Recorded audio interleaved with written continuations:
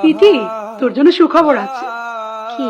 সেদিন তোকে যারা দেখতে এসেছিল তারা তোকে খুব পছন্দ করেছে। ওরা তো এ মাসে বিয়ের তারিখ ফেলতে চাচ্ছে। আমি তো এখন বিয়ে করব না। তুমি জানো না আমি আবিরকে ভালোবাসি।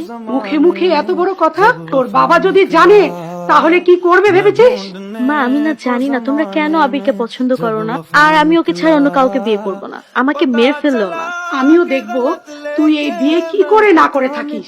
আজকে থেকে তোর বাড়ির বাইরে যাওয়া টোটালি বন্ধ। আব্বু যদি জানে বাসায় তুলকালাম লাগাই ফেলবে। আর আম্মু তোর জন্য যার সাথে বিয়ে ঠিক করছে ছেলেটা অনেক ভালো, তুই অনেক ভালো থাকবি, অশান্তি করিস না। আমি আবিরকে ছাড়া আর কাউকে চাই না। আমাদের কেউ না। রক্তের সম্পর্ক কখনো শেষ হয় না, একদিন না একদিন সবকিছু ঠিক হয়ে যায়। কিন্তু ভালোবাসাকে নিজের করে নিতে হয়, আর আমি আমার ভালোবাসাকে হারাতে চাই না। তোর কারণে, শুধুমাত্র তোর কারণে এই 25 বছরের সংসারে তোর বাবা এই প্রথম আমার গায়ে হাত তুলেছে। ছি ছি ছি ছি, তুই যদি এ বিয়ে না করিস